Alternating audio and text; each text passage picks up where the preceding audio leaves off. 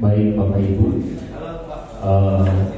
saya mengundang setiap kita untuk mempersiapkan hati kita untuk boleh bersama-sama mempersiapkan diri sebelum nanti kita bersama-sama beribadah kepada Tuhan. Mungkin buat rekan-rekan yang ada di sebelah kanan saya bisa geser sedikit di sini biar nanti teman-teman yang belakangan hadir jadi lebih gampang ya. Kayaknya lebih mudah untuk mereka nanti mengisi yang di sebelah kanan ya. Jadi bisa geser ke kiri dulu nanti biar teman-teman yang nanti pilih bisa dia untuk kanan mengisi. Oke.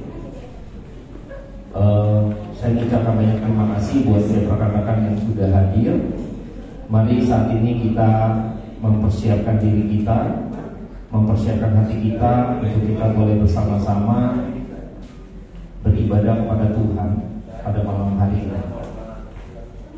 Saya undang setiap kita untuk mengambil sejenak saat teduh untuk berdoa, memohon kasih karunia Tuhan untuk malam hari ini kita mendapat berkat daripada firman Tuhan.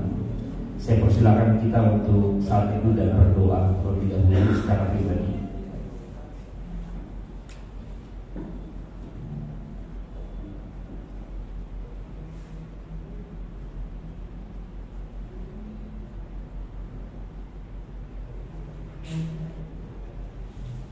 Saya undang Pak Hoke untuk doa pembuka.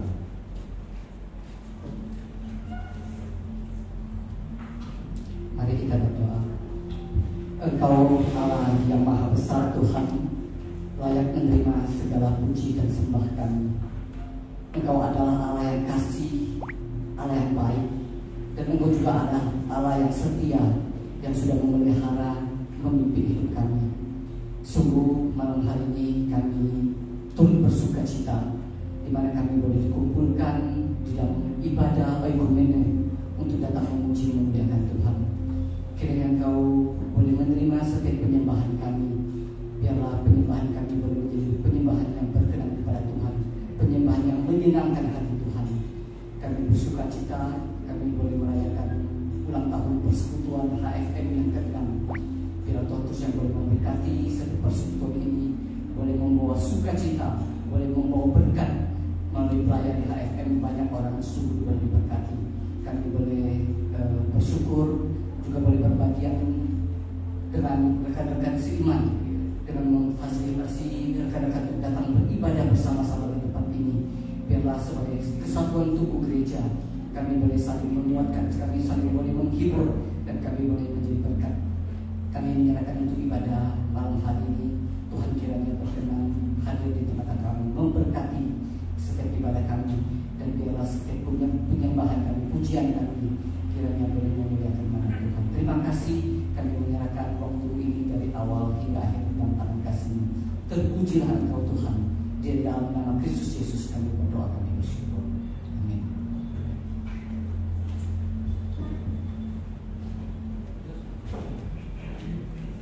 Ya. Shalom Bapak Ibu dan Saudara kasih Tuhan. Aduh, ini suaranya masih kurang kencang nih Bapak Ibu ya. Malam minggu ini harusnya suaranya lebih semangat. Amin. Ya, shalom Bapak Ibu dan Saudara kasih Tuhan. Ada sukacita hari ini, amin. Ya, kita bersukacita karena hari ini kita mau menyembah Tuhan, Tuhan yang maha besar, Tuhan yang hidup, Tuhan yang berkuasa. Amin. Oleh sebab itu, mari Bapak dan Saudara, kita bawa hati kita, penyembahan kita, ucapan syukur kita yang terbaik di hadapan Tuhan. Karena hari ini kita ingin meninggikan Allah yang besar, Juru Selamat yang hidup, Yesus Kristus namanya. Haleluya. Mari kita siapkan hati kita, Bapak dan Saudara.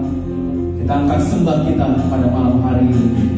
Katakan, Kau besar Tuhan, Kau mulia Tuhan, Kau layak ditinggikan, Kau layak disembah pada hari ini. Terima kasih banyak Tuhan Yesus. Katakan, Ku beri kemuliaan, Ku beri kemuliaan dan hormat. Ku angkat suara pujian, ku agungkan nama-Mu. Ku beri kemuliaan dan hormat.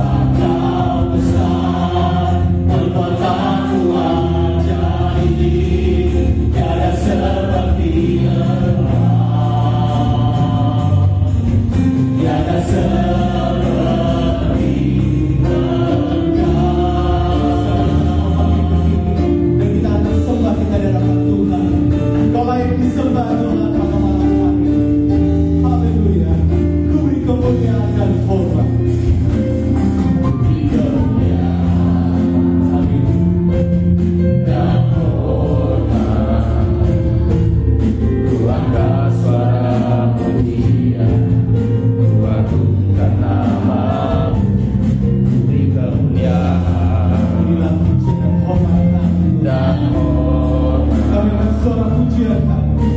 Angkat suara pujian, Katakan sebab Kau besar, sebab Kau besar, perbuatanmu ajaib, tiada seperti Engkau, tiada seperti Engkau. Sebab Kau besar, perbuatanmu ajaib, tiada seperti Engkau. tiada seperti Kau.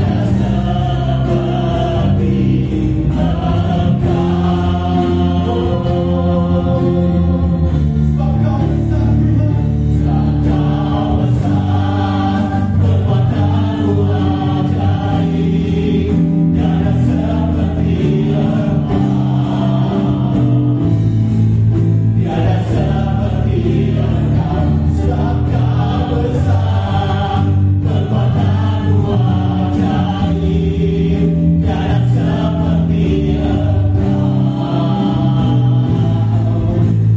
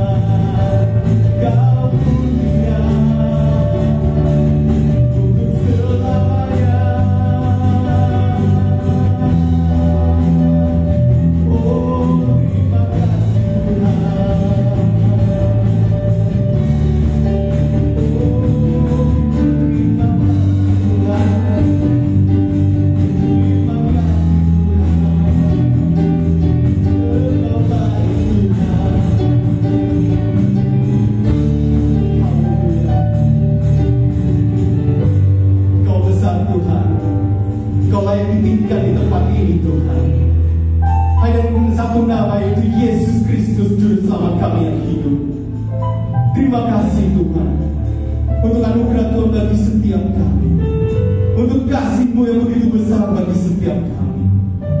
Siapakah kami ini Tuhan, sehingga Engkau merelakan diri untuk menebus setiap dosa kami. Terima kasih banyak Tuhan Yesus. Inilah sembah dan pujian kami di hadapan-Mu Tuhan. Biarlah ini boleh menyenangkan hati-Mu Tuhan. Haleluya. Sembah dan puji duri katamu. Katakan sembah dan puji. Sembah dan puji duri katamu.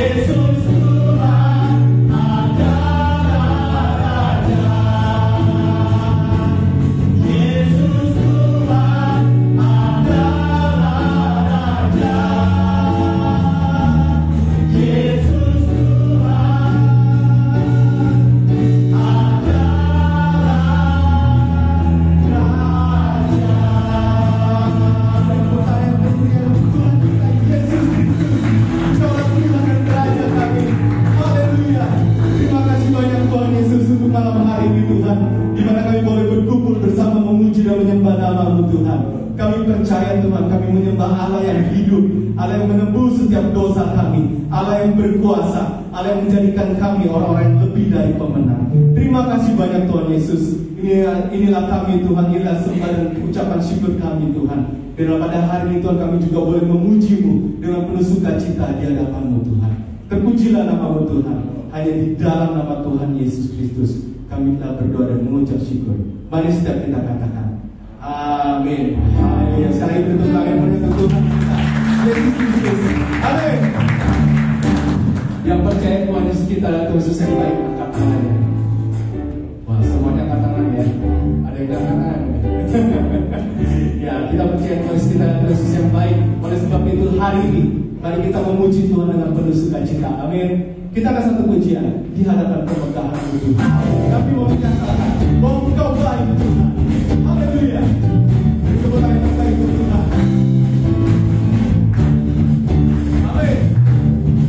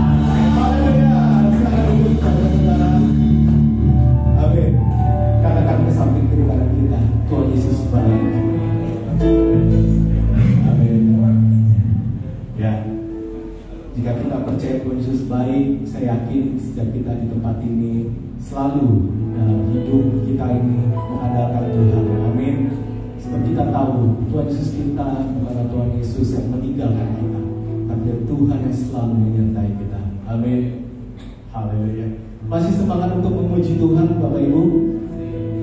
Aduh, masihnya kayak kecil banget. Masih semangat, amin. Amin, haleluya. Kita akan satu pujian sekali lagi Bapak Ibu ya. Katakan lebih dari pemenang dalam segala perkara. Tetap tepuk tangan yang Tuhan.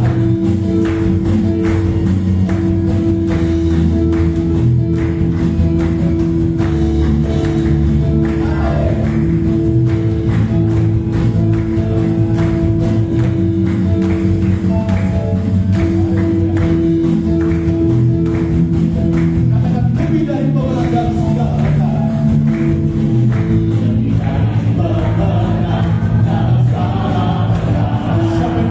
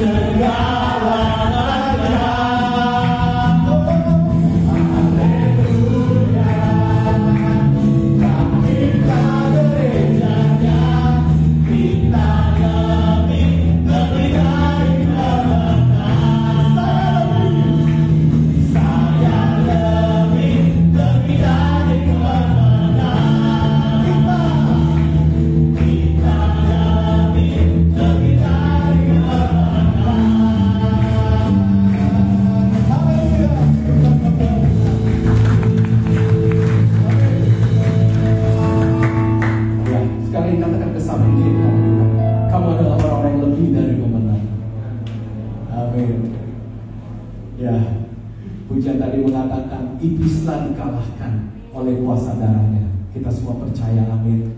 Iblis itu bisa berbicara juga mengenai kekhawatiran kita, mengenai pergumulan kita. Percayalah Bapak Ibu, apapun pergumulan kita saat ini, serahkan kepada Tuhan. Tuhan akan memberikan jawaban. Amin. Haleluya. Mari kita siapkan hati kita kepada saudara untuk sebentar kita mau mendengarkan kebenaran firman Tuhan. Kita angkat pujian ini. Walaupun ku harus berjalan Tuhan di dalam lembah kegelapan, namun firman berkata bahwa Engkau selalu menyertai setiap kami. Kami bersyukur Tuhan, kami memiliki Allah yang begitu mengasihi kami. Kami memiliki Allah yang begitu mencintai setiap kami di tempat ini. Terima kasih banyak Tuhan Yesus. Mari Bapak dan Saudara, biarlah pujian ini boleh menjadi iman kita di hadapan Tuhan, bahwa Engkaulah Tuhan juru selamat kami. Engkaulah Tuhan yang sanggup untuk menolong kami. Haleluya. Terima kasih banyak Tuhan Yesus.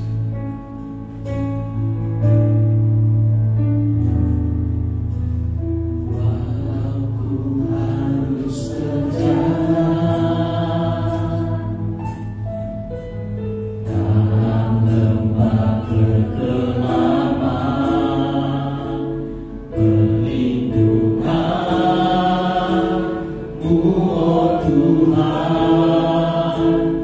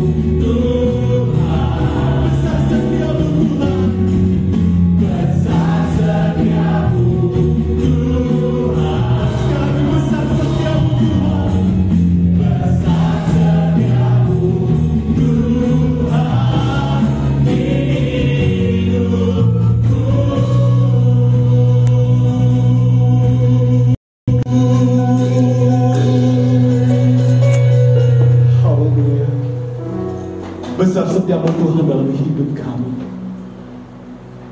Hanya Engkaulah juru selamat kami. Hanya Engkaulah Tuhan kami. Apapun pergumulan kami saat ini Tuhan, itu tidak akan pernah menjadi alasan untuk kami meninggalkan Tuhan. Melainkan itu menjadi sesuatu hal untuk membuat kami lebih teguh di dalam-Mu Tuhan. Sebab kami tahu Engkaulah Tuhan yang selalu menyertai kami. Terima kasih banyak Tuhan Yesus. Inilah pujian dan penyembahan kami. Biar ini boleh menyenangkan hati-Mu Tuhan. Dan sebentar kami akan mendengarkan kebenaran firman-Mu Tuhan. Biarlah setiap kami Tuhan boleh mendengarkan firman-Mu dengan penuh sukacita, sehingga benih firman Tuhan yang kami dengar boleh bertumbuh di dalam hidup kami, dan kami boleh menjadi pelaku firman-Mu Tuhan dimanapun kami berada. Terima kasih banyak Tuhan Yesus. Pimpin Tuhan hamba-Mu Tuhan yang akan mengatakan firman Tuhan pada hari ini. Biar Tuhan boleh pakai dan firman Tuhan disampaikan. Itu adalah sebuah kebenaran yang boleh menguatkan kami, meneguhkan kami, membuat kami semakin bertekun di dalam Tuhan. Terima kasih banyak Tuhan Yesus. Terpujilah nama-Mu Tuhan. Hanya di dalam nama Tuhan Yesus Kristus kami telah berdoa dan kami mengucap syukur. Mari setiap kita katakan amin. Silakan duduk Bapak Saudara.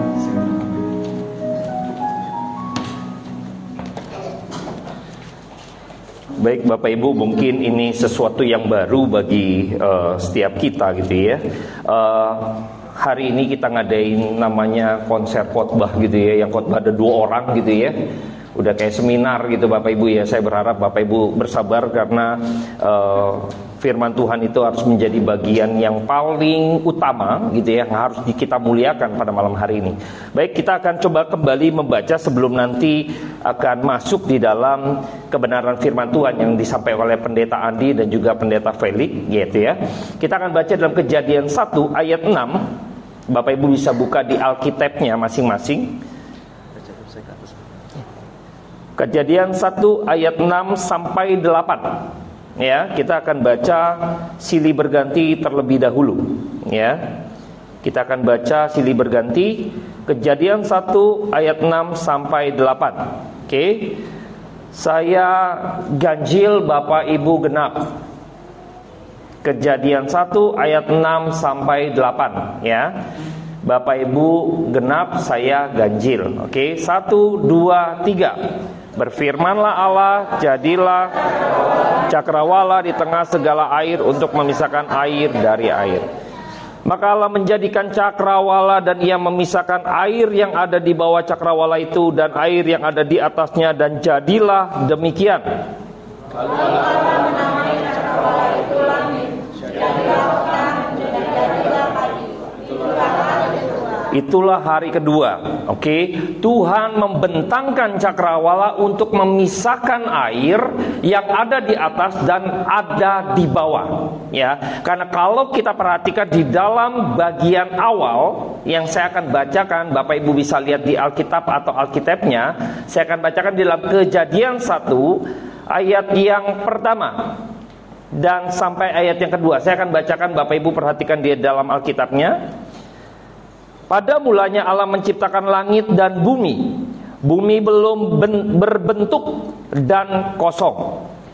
Gelap gulita menutupi samudra raya, dan roh Allah melayang-layang di atas permukaan air. Bumi belum berbentuk dan kosong, gelap gulita ya, menutupi samudra raya, dan roh Allah melayang di atas permukaan air. Di situ hanya ada air Bapak Ibu ya, dan gelap gulita. Artinya perlambangan ini, penggambaran ini adalah kekeosan yang tidak ada kehidupan. Ya, tidak ada kehidupan. Maka pada waktu hari kedua, sebelumnya hari pertama adalah jadilah terang, betul ya, jadilah terang. Maka hari kedua membentangkan cakrawala, memisahkan air sehingga memisahkan yang di atas dan yang di bawah. Perhatikan Bapak, ini menarik ya. Ketika kita melihat bahwa ketika samudra raya dan gelap air semua, lalu Tuhan bentangkan, di situ nanti Tuhan akan berikan kehidupan. Ya, Tuhan hadirkan terang, Tuhan pisahkan air atas dan di bawah hari kedua. Hari ketiga nanti Tuhan akan memisahkan air yang ada di bawah. Yang kumpul, yang kering disebut daratan, dan yang ada airnya itu disebut lautan. Betul ya? Hari keempat nanti Tuhan akan ciptakan lagi, mengisi. Tadi wadahnya udah ada, nanti mengisi itu, ya. Benda penerang nanti adalah binatang-binatang yang ada di udara dan yang ada di laut. Nanti baru tumbuh-tumbuhan, hewan-hewan dan manusia, ya. Nah, perhatikan yang menarik Bapak Ibu ya. Ketika bahtera, kita akan lihat bagaimana Tuhan kembali menyatukan air yang ada di atas dan yang ada di bawah. Turunnya air hujan dan dibukanya mata air, maka terjadi kekeosan kembali. Ya, nanti akan disampaikan oleh Pendeta Andi. Ya, nanti puncaknya busur Allah yang mungkin hari ini saya bikin komik gitu ya. Ini udah 1 tahun lebih Bapak Ibu, yang akan disampaikan oleh Pendeta Felix. Ya, jadi saya pengen Bapak Ibu perhatikan. Kita baca kembali di dalam Kejadian 7 Bapak Ibu. Kejadian 10 ayat Kejadian 7 ayat 10 sampai ayatnya, ini mengenai air bah ya, sampai ayatnya yang ke-12 ya. Kejadian 7 ayat 10 sampai 12. Saya genap Bapak Ibu ganjil. Kejadian 7 ayat 10 sampai 12, demikianlah firman Tuhan. Setelah 7 hari datanglah air bah meliputi bumi. Pada waktu umur Nuh 600 tahun, pada bulan yang kedua, pada hari yang ke-17 bulan itu, pada hari itulah terbelah segala mata air samudra raya yang dahsyat, dan terbukalah tikap-tikap di langit, dan turunlah hujan lebat meliputi bumi 40 hari 40 malam lamanya. Perhatikan Bapak Ibu, Tuhan kembali membuat kekeosan sama seperti tadi waktu Kejadian 1. Pada waktu itu bumi belum berbentuk, gelap gulita, samudra raya dan Roh Allah berjalan di atas permukaan air. Kembali Tuhan menyatukan kembali air yang ada di atas dengan air yang ada di bawah, maka terjadi air bah. Semua terendam dengan air bah, dan di situ banyak yang binasa, bukan banyak ya, itu semua umat manusia binasa. Dan pada malam hari ini akan disampaikan oleh Pendeta Andi sebagai bagian yang pertama, yang saya berharap Bapak Ibu kita makin dewasa rohani gitu Bapak Ibu ya, gemar dan benar-benar memposisikan firman Tuhan menjadi bagian yang utama untuk dalam setiap kita beribadah. Amin. Nanti sampai jam 9, jam 10 oke aja ya. Oke kan nih, sikat Pak Andi, sikat Pak Felix sampai jam 10. Nggak pulang gitu ya. Oke, saya mempersilakan untuk Pak Andi melanjutkan kembali.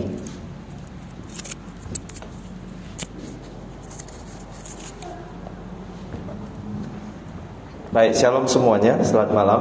Ya, bersyukur ya bisa mengenal perkumpulan ini, HFM dalam rangka yang spesial momennya ulang tahun, begitu ya.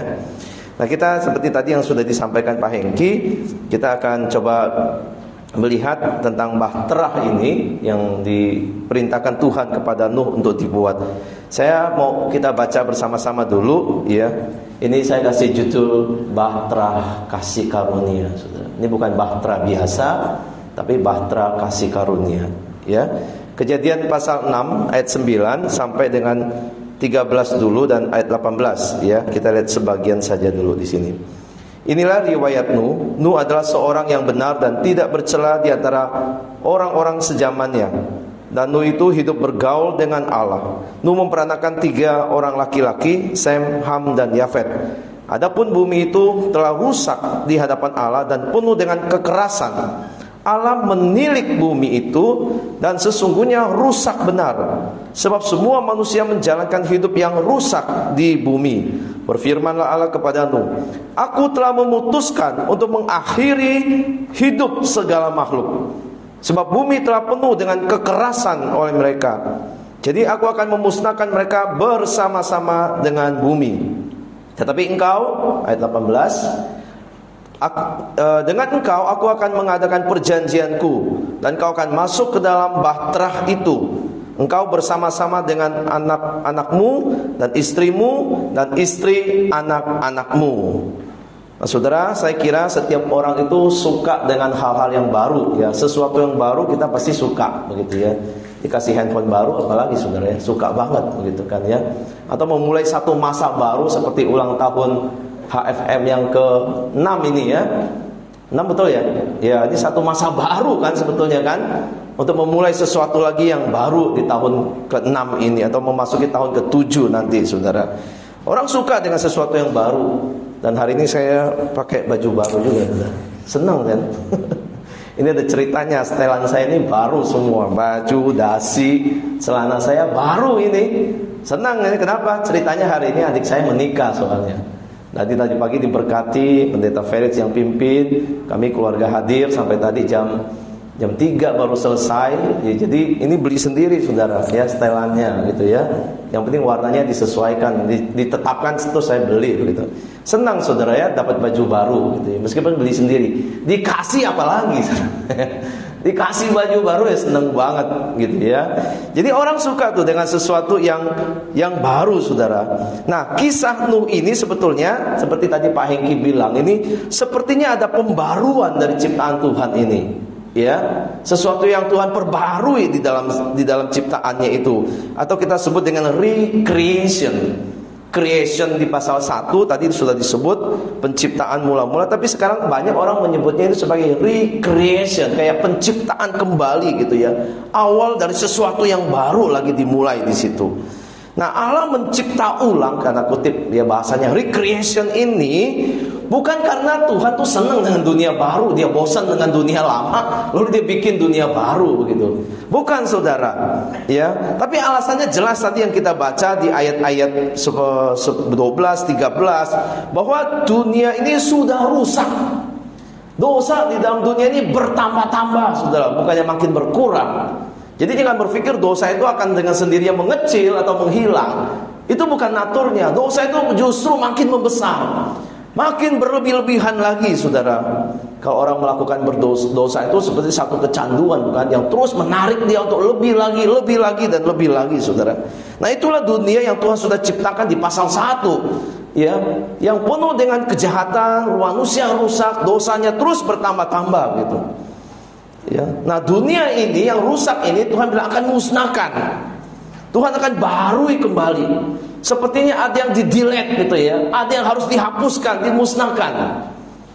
Seperti pengen kembali ke kondisi awal, di mana manusia itu hanya satu keluarga saja. Makanya kisah Nuh itu banyak orang mengatakan memang menggemakan kembali kisah penciptaan, ya. Dan Pak Hengki bilang tuh dulu di penciptaan itu Tuhan pisahkan air di atas dan air di bumi. Waktu peristiwa air bah itu semuanya kayak kembali jadi satu. Dan itu memusnahkan. Nah, waktu kembali satu itu mirip dengan kejadian tuh, bumi itu belum berbentuk katanya, karena semua dipenuhi air. Ya. Di mana-mana ada air. Tapi akhirnya Tuhan pisahkan begitu. Ya, nah ini menggemakan kembali sekali lagi kisah penciptaan di pasal 1 Kejadian, dan dimulai juga dengan satu keluarga, yaitu sekarang keluarganya Nuh, keluarga yang terpilih, saudara.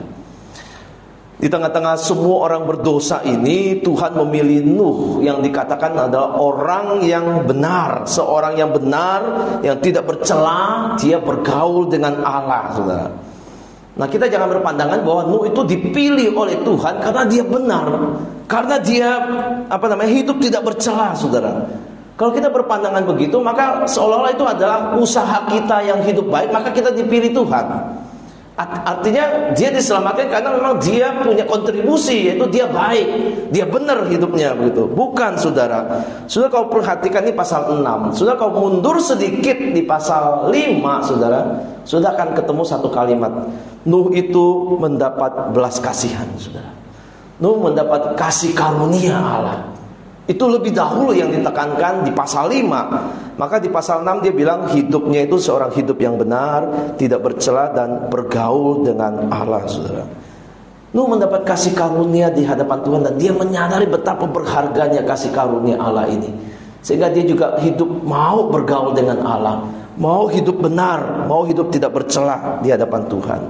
Saudara, mana mungkin seorang yang berdosa bisa bergaul dengan Allah kalau tidak ada anugerah Allah di situ? Bagaimana mungkin orang berdosa bisa hidupnya sungguh-sungguh bergaul dengan Allah jika bukan karena kasih karunia Allah yang diterimanya? Nah, saudara, di dalam Alkitab ini, ya, kita lihat orang yang mendapat anugerah Allah itu umumnya itu mereka hidup sungguh-sungguh dekat dengan Tuhan, bergaul dengan Allah. Ya, salah satunya ini Nuh, saudara. Sudah kau lihat ada orang lagi, yang satu orang lagi itu Henok, ya. Henok dikatakan hidup bergaul dengan Allah, saudara. Ya, lalu dia tidak mengalami kematian karena dia terangkat ke surga, begitu. Itu dicatat di situ. Kemudian juga ada Nuh yang dikatakan hidup bergaul dengan Allah, tidak mengalami kematian, saudara, atau penghakiman Allah. Kenapa, saudara? Dua orang ini tidak mengalami tanda kutip kematian, ya. Ini Nuh juga dalam konteks itu selamat dari kematian, ya, dan tidak mendapatkan penghukuman Allah secara spesifiknya. Kenapa? Karena mereka mendapat kasih karunia. Alasannya itu anugerah Allah tiba pada mereka. Jadi sungguh luar biasa, saudara.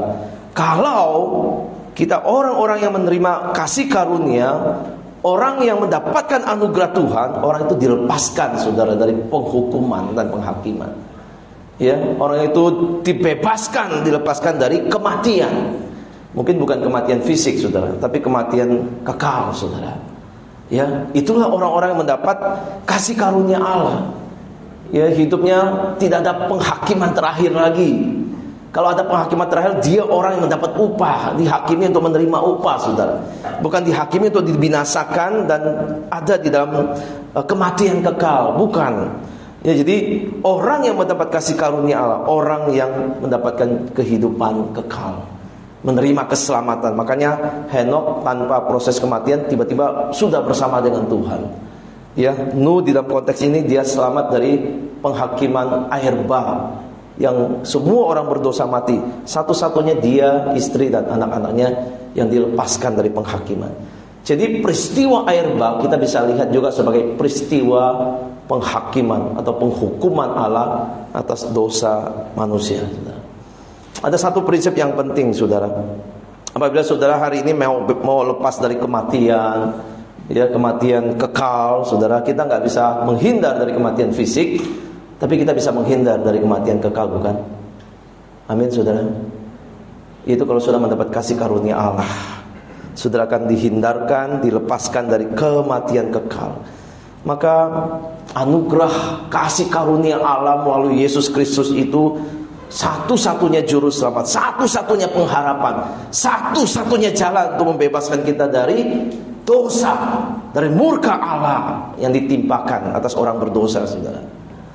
Nah, Tuhan itu mencurahkan isi hatinya kepada Nuh, ya, dan Tuhan berkata, aku akan mengakhiri semua makhluk hidup karena dunia ini sudah rusak, dosa bertambah-tambah, katanya. Tuhan ingin mengakhiri itu, kecuali Nuh, saudara, yang mendapat kasih karunia di hadapan Allah, saudara. Jadi banjir akan siap-siap melanda seluruh bumi, saudara, air bah ini. Saudara, ada perdebatan sebetulnya tentang air bah itu, ya. Apakah air bah itu banjirnya itu lokal, regional saja, atau seluruh dunia, katanya. Nah, ini ada, kalau sudah belajar teologi ini ada perdebatan ini, ya. Orang yang mengatakan, oh ini cuma banjir lokal, katanya, ya, banjir regional, gitu. Ya, mereka berpandangan itu ketika mereka melihat Tuhan sebetulnya memang bermaksud memusnahkan makhluk hidup, ya. Ini memiliki penekanan memang universal, ya, kayak seluruh bumi itu seperti yang seluruh makhluk akan mati. Tapi tidak berarti, katanya, air bah itu harus menutupi seluruh bumi. Karena bumi juga belum banyak orang, belum dipenuhi terlalu menyebar luas orang. Jadi nggak mungkin, katanya, banjir itu seluruh dunia, katanya. Banjirnya hanya di tempat di mana orang-orang itu bermukim. Nah, disitulah yang banjir dan semua di situ tenggelam, gitu. Nah, ini orang yang berargumen, ya. yang memberi alasan kenapa dia percaya banjir hanya lokal. Gitu. Ya, sebelum lagi dia lihat memang sebelum menara Babel itu kan pasal 11 itu baru orang tersebar, terserak kemana-mana. Nah, sebelum pasal 11 ini pasal 6 baru nih. Ya, jadi manusia itu belum kemana-mana, belum menyebar ke seluruh bumi. Tapi pandangan yang populer memang pandangan ini air bah ini universal, itu seperti memenuhi seluruh bumi, saudara. Karena beberapa ayat itu menekankan, ya, misalnya di pasal 8 ayat 9 itu seluruh bumi itu ditekankan, ya, seluruh bumi masih ada air waktu itu. Dan ini memang mendukung bahwa air bah itu menutupi seluruh bumi. Belum lagi ditambahin kata-kata itu air itu sampai gimana dikatakan, segala gunung tinggi di seluruh kolong langit itu tertutup oleh air. Ya, berarti kalau gunung paling tinggi aja di dunia tertutup air, kita bisa bayangin berarti memang itu global dan universal sifatnya, saudara. Ya, jadi itu orang yang berpandangan banjir itu universal, saudara. Jadi perbedaan ini masih terus sampai hari ini, saudara. Ya, apakah banjir itu regional atau banjir itu universal, saudara. Sebetulnya poin utamanya kita mesti lihat baik-baik Alkitab ngomong apa. Poin utamanya adalah yang Allah lakukan ingin mengakhiri makhluk, sebab dunia penuh kekerasan oleh manusia. Itu poin dari berita ini. Tuhan sedang mau mengakhiri. Maka di ayat pasal 6 ayat 13 berfirman Allah kepada Nuh, aku telah memutuskan untuk mengakhiri hidup segala makhluk. Ini sudah keputusan, ketetapan Tuhan. Sebab bumi telah penuh dengan kekerasan oleh mereka, jadi aku akan memusnahkan mereka bersama-sama dengan bumi. Jadi penekanan di sini Tuhan mengakhiri seluruh bumi. Di ayat 17 juga dikatakan, sebab sesungguhnya aku akan mendatangkan air bah meliputi bumi untuk memusnahkan segala yang hidup yang dan bernyawa di kolong langit. Segala yang ada di bumi akan binasa. Jadi penekanan kuatnya bukan soal air bah ini banjirnya lokal apa universal, tapi penekanan kuatnya adalah Tuhan memutuskan untuk mengakhiri, memusnahkan segala yang hidup yang bernyawa di kolong langit, sebab telah rusak semuanya. Itu penekanannya, saudara. Jadi kita tidak perlu harus memikirkan airnya mau berapa banyak untuk memusnahkan seluruh bumi. Apakah sebagian cukup atau seluruh bumi yang dipenuhi air. Intinya ini adalah penghakiman Allah atas dosa manusia, atas kejahatan dan kerusakan yang dilakukan oleh manusia, saudara. Jadi air bah itu hanya sarana untuk melaksanakan penghukuman Allah. Nah, sarana ini bukan sarana, yang namanya juga sarana itu bukan utama, saudara. Tapi tujuannya, apa yang Allah hendak lakukan itu yang lebih utama.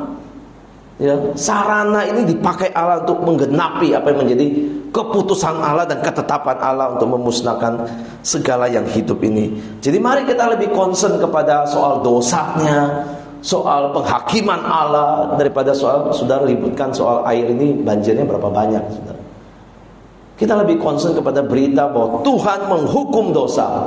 Tuhan memusnahkan orang-orang berdosa ini karena kejahatan, karena bumi telah penuh dengan kejahatan, saudara.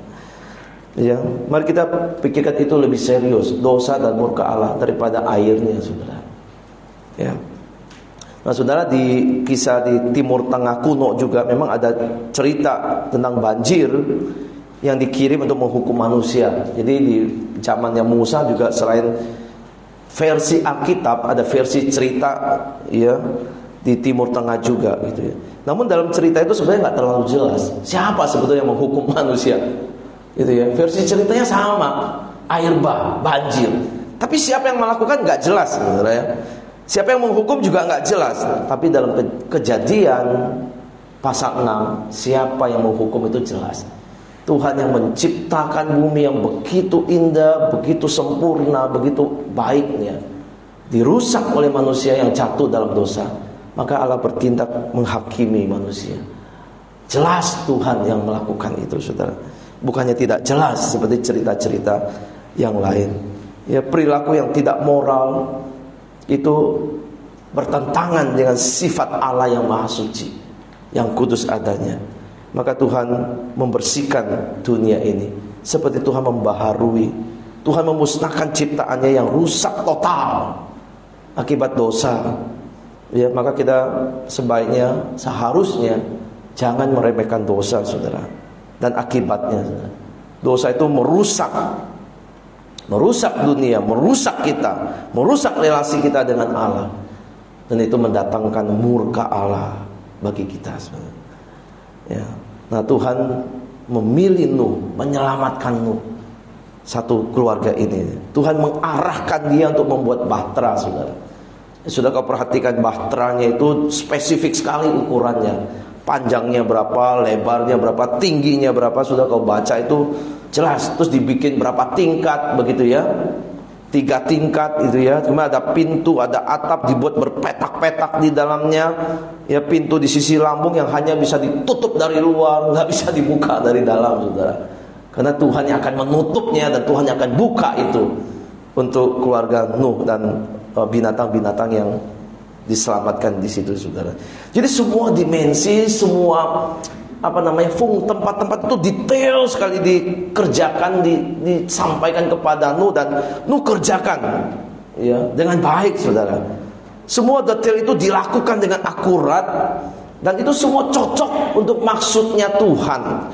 Ya, dan cocok dengan fungsi yang Tuhan sudah tetapkan juga, saudara. Nah, kalau kita perhatikan detail-detail ini, saudara, dimensi maupun desain dari bahtera ini, maka kita merasa Allah kita ini bukan Allah yang asal-asalan, saudara. Bukan Allah yang asal jadi begitu ya, yang tanpa memikirkan dengan detail, saudara. Ya, ada orang bangun rumah kalau nggak mikir detail, nanti waktu jalan baru bingung. Oh, ini kamarnya kok jadi kekecilan begitu ya. Oh, ini toiletnya di mana jadinya? Karena nggak dipikirkan dengan detail, saudara. Ya, udah jalan baru mikir. Allah sudah pikirkan semuanya dari awal sebelum dia bicarakan kepada Nuh, saudara. Dan dia sampaikan kepada Nuh, Nuh lakukan. Jadi Allah kita bukan Allah yang asal-asalan, yang tanpa memikirkan dengan detail rencananya. Dia merancang, dia memperhitungkan, saudara, bahtera keselamatan itu dengan sempurna. Bagaimana binatang bisa masuk, Nuh juga ada di dalamnya, dan itu tahan terhadap semua gejolak air dan petir dan gelombang yang tinggi. Nah, sudah kita lihat Allah yang maha besar, tapi juga Allah memperhatikan hal-hal yang detail dan kecil. Allah yang jauh, tapi Allah yang juga imanen, yang dekat dengan kita. Allah yang suci menghukum dosa manusia, tapi dia juga Allah yang penuh dengan kasih, saudara, yang menyelamatkan manusia berdosa seperti Nuh dan keluarganya, yang memeluk orang-orang berdosa, menerima orang-orang berdosa. Ya, Tuhan yang adil, tapi Tuhan juga yang kasih. Maka Tuhan menetapkan perjanjiannya dengan Nuh dan keluarganya. Ya, di ayat 18 tadi, tetapi dengan engkau aku akan mengadakan perjanjianku, dan engkau akan masuk ke dalam bahtera itu, engkau bersama-sama dengan anak-anakmu dan istrimu dan istri anak-anakmu, saudara. Ini kali pertama muncul kata perjanjian di dalam Alkitab, ya, di sini. Nah, perjanjian ini adalah perjanjian untuk memelihara seluruh dunia, saudara. Ya, Tuhan berjanji dari keturunan Nuh yang dipilih ini, dia dan keturunannya, saudara, bumi ini akan tetap terpelihara. Ada orang-orang terus ada di situ. Ya, jadi selain ini perjanjian untuk memelihara dunia, ini juga perjanjian sifatnya anugerah, kasih karunia. Tuhan memilih Nuh, Tuhan menyelamatkan Nuh, Tuhan bawa dia masuk ke dalam bahtera Tuhan, bahtera keselamatan. Maka itu saya sebut sebagai bahtera kasih karunia Allah. Ya, nah, saudara, apakah waktu Tuhan berikan perintah untuk membuat bahtera ini, semuanya mulus, saudara, berjalan dengan baik, ya, tidak ada hambatan? Apakah orang yang dipilih Tuhan Nuh itu waktu sudah dipilih kan, wah enak ya, mungkin semua sudah disediakan Tuhan, semua sudah dibukakan jalankah, semua harus mulus kah? Ternyata tidak juga, saudara. Nuh mengalami banyak kesulitan juga waktu membangun bahtera. Saudara bayangkan nih, bangun bahtera bukan di tempat yang datar atau lebih rendah, ini lebih tinggi, saudara. Di atas gunung dia bangunnya, saudara. Ya, kita ngangkat air aja 1 ember ke loteng aja udah setengah mati, saudara. So bayangkan dia bawa kayu segitu gedenya, ya, untuk bawa ke atas tuh baru dipantek di body itu jadi tertutup dengan baik. Itu bagaimana, saudara? Itu setengah mati buatnya, saudara. Ya, jadi nggak gampang, saudara. Nuh memang diselamatkan, tapi dia juga hidup di zaman yang nggak enak, saudara. Ya, waktu dia bangun bahtera itu orang kira dia orang gila, bukan? Orang kira dia gila. Ada banjir, mana mungkin ada banjir, begitu. Bangun bahtera juga di atas gunung, diketawain orang, bukan? Jadi dia juga banyak mengalami tekanan-tekanan sosial. Apalagi dia berkhotbah. Kalau di dalam perjanjian baru itu dikatakan, ya, misal di 2 Petrus 2:7 itu, ya, tetapi ia menyelamatkan Lot, yang adalah orang benar tapi terus menderita oleh cara hidup orang yang tidak mengenal hukum dan hanya mengikuti hawa nafsu saja. Jadi saya angkat Lot ini untuk memberikan bandingan bahwa orang yang benar hidup di zamannya itu juga nggak gampang, menderita, saudara. Ya, bangun bahtera tadi saya bilang dikira orang gila, diketawain. Belum lagi si Nuh sebetulnya dikenal sebagai pengkhotbah, pemberita kebenaran. Waktu dia sambil membangun, orang tanya dia pasti cerita Tuhan akan mengadakan air bah, dia sedang memberitakan Injil. Dan gak ada orang yang dengar dia, gak ada orang yang mendengarkan dia, gitu. Dan dia hidup sebagai orang yang menderita, gitu ya. Jadi orang benar diselamatkan Tuhan, dipilih Tuhan, bukan berarti jalannya akan selalu mulus juga. Akan hidupnya mulus, saudara. Saudara, kalau mau bersaksi, menyatakan kebenaran, wah, mulai dunia menganiaya, bukan? Ya, orang-orang membenci kita, bukan? Orang-orang mengatakan kita sok suci, bukan? Orang memandang kita, wah, ini kaum kelompok yang aneh, bukan? Ya. Kita diselamatkan, kita dipilih Tuhan, bukan berarti jalan kita itu lancar, mulus, tidak ada sakit, tidak bisa bangkrut, saudara. Bukan, ya. Nuh aja dalam masanya itu begitu susah untuk menjalani hidup yang benar, tidak bercela, bergaul dengan Allah. Akan banyak ejekan bagi dia, tapi dia taat, saudara. Disuruh bangun bahtera, meskipun orang pikir dia gila, dia tetap jalan, saudara. Meskipun Nuh tidak mendapat kasih karunia atau kasih sayang di mata manusia, tapi dia mendapat kasih karunia di mata Allah, saudara. Jadi mana yang lebih penting, ya? Mau menyenangkan manusia atau menyenangkan Tuhan akhirnya? Ya, mau hidup menurut cara manusia atau hidup menurut cara Tuhan? Hidup menurut perkataan manusia atau hidup menurut firman Tuhan? Jadi, akhirnya Nuh tetap memilih hidup menurut firman Tuhan. Dia taat membangun bahtera, sedetil apapun Tuhan perintahkan, dikerjakan dengan setia, saudara. Dia tidak terpengaruh pada arus zaman itu. Ya, ketika seluruh dunia jahat, Nuh tetap mempertahankan hidup benarnya, hidup tidak bercelanya, hidup bergaul dengan Allahnya itu.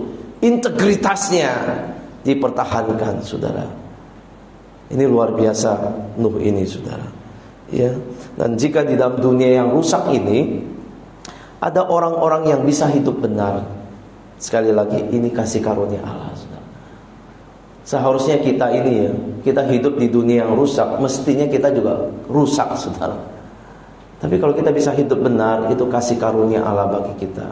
Roh Kudus yang berkarya bagi kita, memurnikan kita, memproses kita menjadi lebih bersih, lebih baik, lebih murni, lebih mulia dari hari ke hari. Ini kasih karunia Allah bagi kita. Bukan karena kita mampu, saudara, tapi pertolongan Tuhan ada bagi orang-orang yang bergaul dengan Dia. Dia dekat dan dia bersama dengan orang-orang yang diberi kasih karunia. Dia menyertainya. Jadi saudara sekalian, bahtera ini menjadi tanda keselamatan bagi orang yang ada di dalam bahtera, di dalam Tuhan. Tapi juga adalah tanda kematian bagi mereka yang tidak percaya. Itu bahtera, saudara. Saudara bisa lihat dari dua perspektif, dua sisi ini. Bahtera menjadi tanda kematian bagi mereka yang tidak percaya pada pemberitaan Nuh tentang penghukuman Allah, tapi menjadi keselamatan, simbol keselamatan, penyelamatan Allah bagi orang-orang beriman. Bahtera ini adalah wujud kasih karunia Allah bagi orang yang bergaul dengan Allah, saudara. Jadi saudara, kalau bergaul dengan Allah, saudara akan masuk di dalam bahtera ini, saudara. Siapa yang masuk di dalam bahtera pasti aman, saudara. Ya, terbukti ini aman. Meskipun di luar sana air mengamuk, samudra bergelora, saudara, tetapi orang yang ada di dalamnya pasti selamat, lepas dari hukuman Allah, dan tidak ada faktor luar dari bahtera itu yang bisa menghancurkan bahtera itu. Karena ini bahtera Allah, bahtera kasih karunia Allah, yang dibuka dan ditutup hanya oleh Allah sendiri, saudara. Wah, luar biasa, saudara, ya, Tuhan kita ini. Jadi, sudahkah saudara ada di dalam bahtera itu? Kalau sudah ada di zaman itu, atau kita bayangkan zaman kita ini, saudara, sudahkah kita ada di dalam bahtera Allah, bahtera kasih karunia Allah ini, saudara? Siapa bahtera kasih karunia kita, saudara? Tidak lain, tidak bukan adalah Yesus Kristus. Dia bahtera kita, bahtera kasih karunia, bahtera yang memberi keselamatan, bahtera yang memberikan kasih karunia dan anugerah bagi kita, saudara. Keselamatan di dalam Yesus Kristus, Tuhan dan penyelamat kita. Kalau kita ada di dalam Kristus, seperti kita ada seperti Nuh yang berada di dalam bahtera kasih karunia itu, tidak ada yang bisa membinasakan kita, tidak ada yang bisa melepaskan kita dari kasih Tuhan, tidak ada yang bisa mengancam kita.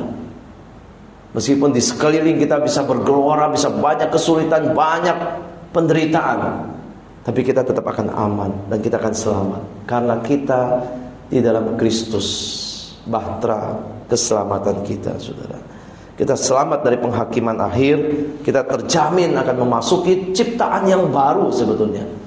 Kalau Nuh memasuki masa pembaharuan ciptaan, kita ini akan masuk di dalam satu masa yang baru. Bukan di dunia yang lama, yang fana, yang akan binasa, tapi di dunia baru, di langit baru, di bumi baru, bersama dengan Kristus yang membawa kita ke sana, saudara. Itulah bahtera kita. Jadi hari ini, saudara, kalau masih di luar bahtera, sudah belum kenal Tuhan, sudah belum terima Tuhan, sudah belum mengakui Dia sebagai Tuhan dan penyelamat hidupmu, sudah pasti akan habis binasa di dalam dunia ini. Tapi kalau sudah buka hati, sudah percaya Tuhan, sudah terima Tuhan sebagai Tuhan dan penyelamatmu, berarti saudara ada di dalam bahtera Tuhan Yesus, dan saudara akan masuk ke satu dunia yang baru bersama dengan Dia. Kira Tuhan memberkati kita untuk merenungkan tentang bahtera kasih karunia Allah ini. Terima kasih.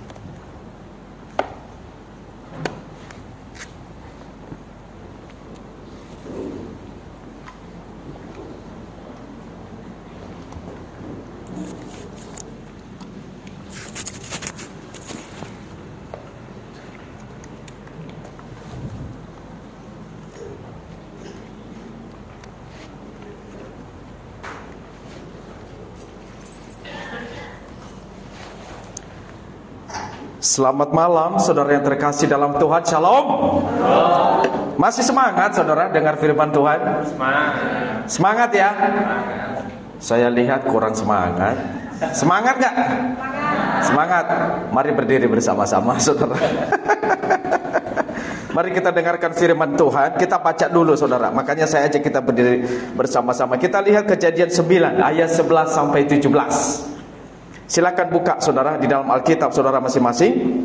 Saya akan bacakan ayat 11, saudara-saudara ayat 12. Kita baca sampai 17 bergantian. Kejadian 9 ayat 11. Saya bacakan dari ayat 11. Saya mulai. Maka kuadakan perjanjianku dengan kamu, bahwa sejak ini tidak ada yang hidup yang akan dilenyapkan oleh air bah lagi, dan tidak akan ada lagi air bah untuk memusnahkan bumi. Dan Allah berfirman, inilah perjanjian yang kuadakan antara aku dan kamu serta segala makhluk yang hidup, dan bersama-sama dengan kamu turun-temurun untuk selama-lamanya. Busurku kutaruh di awan, supaya itu menjadi tanda perjanjian antara aku dan bumi. Apabila kemudian datang awan yang di atas bumi, dan busur itu dapat maka aku akan mengingat perjanjianku yang telah ada di antara aku dan kamu serta segala makhluk yang hidup, segala yang bernyawa, sehingga segenap air tidak lagi menjadi air bah untuk memusnahkan segala yang hidup.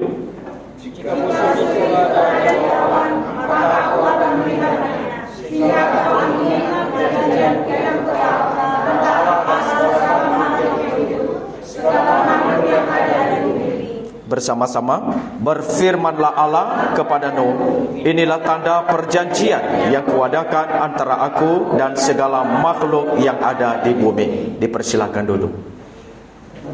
Bapak Ibu, kita tadi sudah mendengarkan firman Tuhan yang saya kira diawali dengan begitu baik sekali. Nah, saya ingin saudara memberikan satu penekanan lagi, yaitu adalah tentang pemahaman kita yang seringkali sebenarnya kita ini lebih menekankan soal Allah yang adalah maha baik, maha kasih. Nah, saudara, bicara soal kasih Allah, bicara soal kebaikan Allah, setiap orang sangat tertarik, saudara-saudara. Bicara soal anugerah Allah, kebaikan Allah, hal-hal yang baik yang diberikan oleh Allah kepada kita, setiap orang itu sangat suka, saudara-saudara. Tapi bicara soal penghukuman Allah, bicara soal murka Allah, bicara soal dosa, apakah kita suka mendengarnya, saudara-saudara? Mungkin banyak orang sebenarnya menutup telinga, menutup hati, dan tidak ingin mendengarkan soal murka Allah, soal penghukuman Allah. Kita lebih suka mendengar apa? Kemurahan Allah, kasih Allah, kebaikan Allah. Saudara, memang Alkitab bicara soal kebaikan Allah sangat banyak. Alkitab bicara soal kemurahan Allah juga begitu banyak di dalam Alkitab. Bahkan bicara soal kasih karunia Tuhan juga banyak sekali di dalam Alkitab, saudara-saudara. Tidak salah membicarakan itu. Dan saya pribadi sangat suka bicara soal anugerah Allah. Anugerah Allah bagi kita orang-orang berdosa. Anugerah Allah, kasih Allah, pemeliharaan Allah, kesembuhan yang diberi oleh Allah. Saudara, semua itu disediakan oleh Allah kepada kita. Tetapi saudara-saudara, di dalam khotbah malam hari ini, baik tadi diawali oleh Musa Andi dan saya lanjutkan, saudara, Allah itu tidak hanya bicara di dalam satu sifat karakter dia yang memang maha baik, yang memang maha kasih. Harus mempunyai satu keseimbangan di dalam pikiran kita, yaitu adalah bicara soal Allah yang memang adil, saudara. Allah yang maha adil, Allah yang memang juga memberi penghakiman kepada manusia. Nah, saudara, kalau kita melihat Allah itu memberi penghakiman yang memang dasar. Dan di dalam firman Tuhan yang kita baca tadi itu, saudara, kita sudah melihat bagaimana penghukuman Allah, murka Allah yang memang diberi kepada manusia yang berdosa. Jadi sebesar apapun, saudara, atau sekecil apapun dosa manusia itu, saudara, Allah akan memberi penghukuman dan Allah tidak pernah kompromi.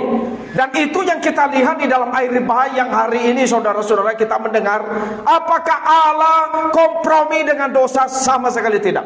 Justru kita memperhatikan di sana bahwa karena, saudara-saudara, karena kejahatan itu begitu dahsyat, perilaku manusia yang tidak menghormati kekudusan Allah, karena mereka menodai kemuliaan Allah, saudara. Di sana kita melihat bagaimana Allah menyatakan penghukuman yang sangat dahsyat. Manusia belum pernah melihat, dan secara itu dicatat dalam firman Tuhan bagaimana Allah menyatakan murkanya yang menyala-nyala. Saudara, banyak orang gak takut murka Allah. Banyak orang mungkin merasa seperti punya keberanian menghadapi murka Allah, tapi pernah memikirkan betapa murkanya Allah. Saudara, apa bukti nyata yang paling real buat kita ketika kita melihat murka Allah yang menyala-nyala? Saudara, anak yang paling dikasihinya, Yesus Kristus yang datang ke dalam dunia, itu anak tunggal yang paling dikasihi, yang tidak berdosa sama sekali, rela datang ke dalam dunia ini. Dan di dalam diri putranya yang tunggal itu, saudara, perhatikan murkanya yang menyala-nyala, penghukumannya yang dahsyat. Bahkan penghukuman atas dosa, atas seluruh dosa kehidupan orang-orang percaya, dosanya, penghukuman Allah atas setiap mereka ditanggung oleh Kristus. Penghukuman Allah, murka Allah itu tertimpa di dalam diri Kristus yang telah mati di kayu salib. Dan kita baru tahu betapa murkanya Allah, betapa adilnya Tuhan, saudara-saudara, dan betapa dia tidak kompromi. Karena anak yang paling dia kasihi, seperti kalau kita katakan itu kayak dikasih tumbang, saudara, kayak dikasih korban. Dia itu tidak berdosa. Di dalam sejarah, kalau kita melihat Orang-orang itu ketika menyelidiki apakah Kristus punya dosa, enggak ada satupun sampai hari ini, enggak ada yang bisa membuktikan Kristus berdosa. Tapi kalau dia sampai dihukum bukan karena dosanya, tapi karena dosa manusia, dan dia menanggung hukuman itu karena murka dari Allah. Jadi Allah tidak pernah kompromi. Saudara, Allah yang maha adil, yang menghakimi dosa, yang memberi penghukuman. Nanti puncaknya itu saudara akan terjadi ketika dunia ini berakhir, Kristus datang kedua kali.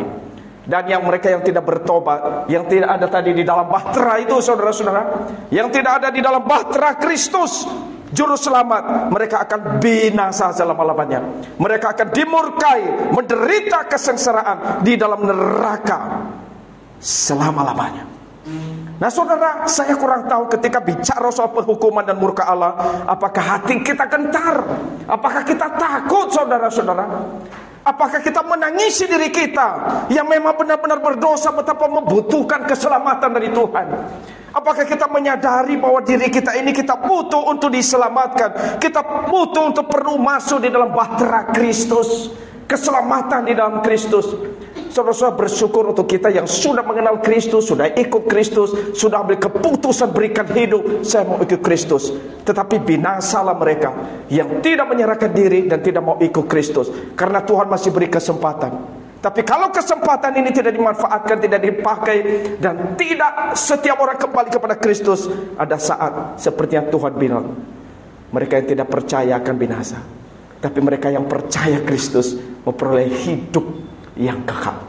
Nah saudara-saudara, inilah sebenarnya Allah itu sangat-sangat adil. Tetapi meskipun saudara memang Allah itu murka, tetapi kita juga melihat Allah itu maha baik, luar biasa.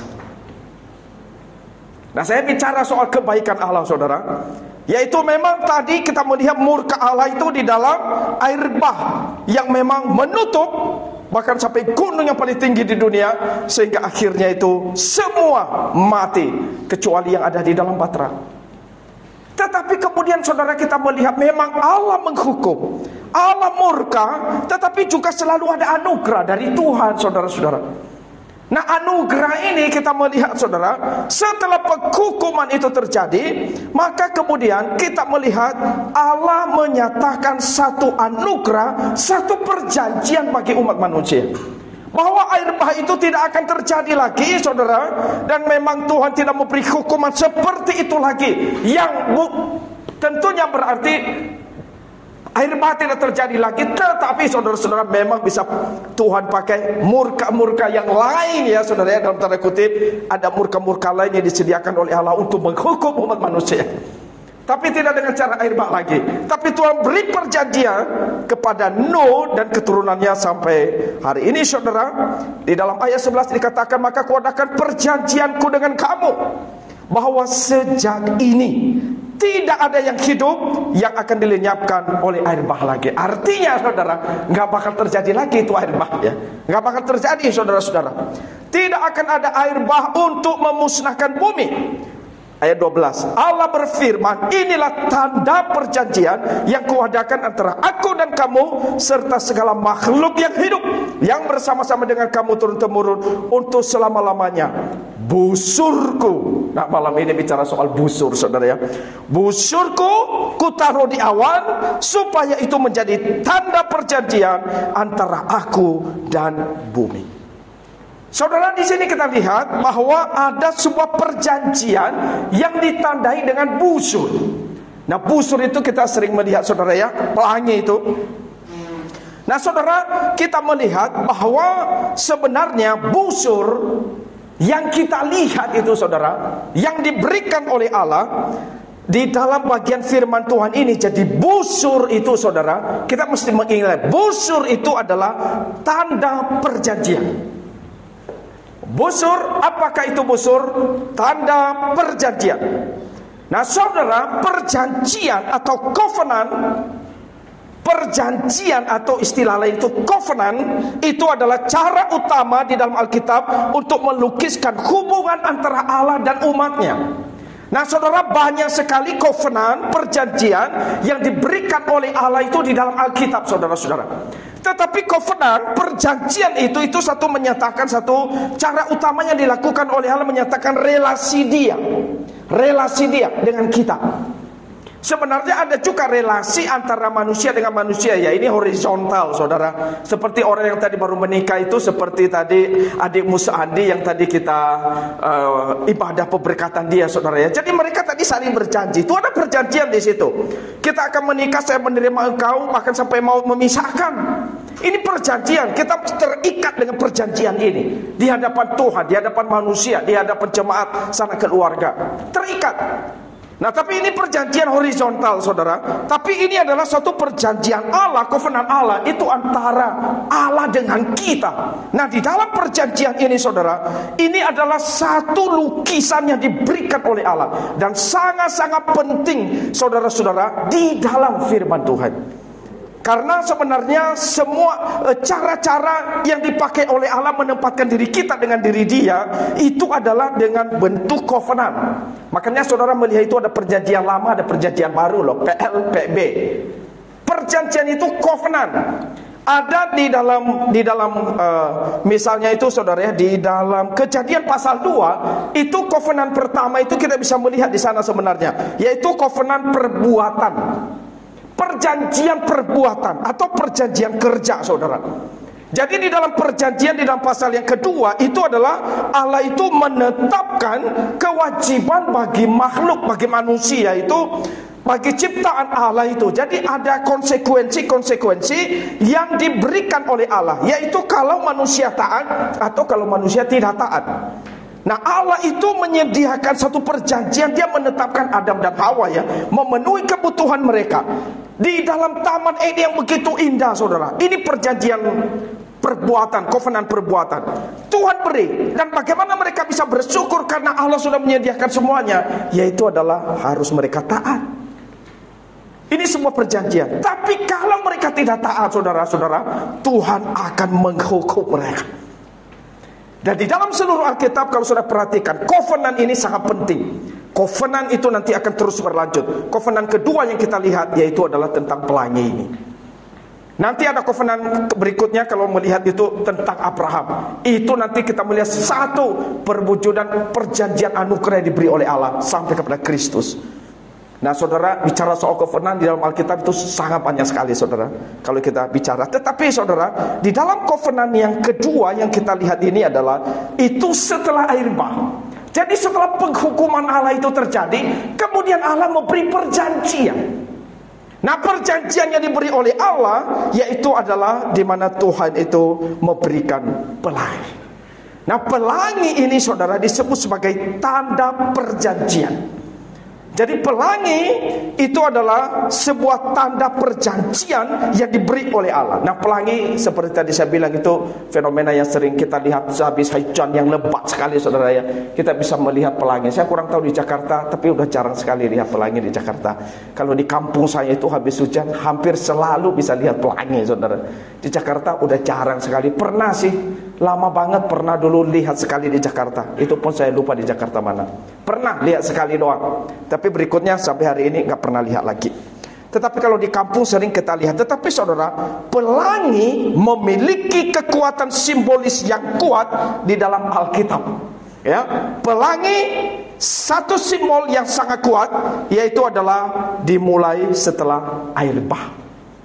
Dan itu nanti saudara bisa baca di Yehezkiel, itu soal bicara pelangi lagi. Ada pelangi di sana dibicarakan oleh Allah. Nanti di Wahyu ada juga bicara soal pelangi. Tapi kita melihat di dalam Kejadian ini bicara setelah air bah, saudara. Nah, pelangi tentunya di sini adalah Allah itu meneguhkan perjanjiannya dengan busur. Sekali lagi, kenapa ada pelangi? Karena Allah mau meneguhkan bahwa perjanjiannya dengan Nuh dan keturunannya itu sungguh-sungguh benar, nyata, dan ditepati oleh Allah. Dan itu adalah maksudnya pelangi itu sebagai tanda perjanjian. Allah meneguhkan, saudara-saudara. Jadi Allah itu menyatakan satu keadaan hubungan yang baru. Meneguhkan sekaligus dia menyatakan satu hubungan relasi yang baru antara manusia dengan dirinya. Dan itu di dalam bentuk tanda perjanjian, busur, pelangi. Saudara, kata pelangi itu sama dengan kata yang digunakan untuk busur sebagai senjata militer. Ya, pelangi itu kan busur Allah, tapi ada busur yang dipakai untuk militer, saudara, ya, untuk perang. Nah, saudara, itu kalimatnya kalau nggak salah tadi itu headset atau headset itu ada tadi di dalam, saya lupa tulis di sini, saudara, tapi kurang lebih begitu ya. Tetapi saudara, ada satu hal yang menarik waktu saya tadi teliti itu ya. Allah telah mengambil senjata yang dipakainya untuk menghakimi. Coba ya saudara ya, Allah memakai senjata yang dipakainya untuk menghakimi, sekarang menggantungkannya di langit, saudara. Wah, saya kira ini satu penafsiran luar biasa juga.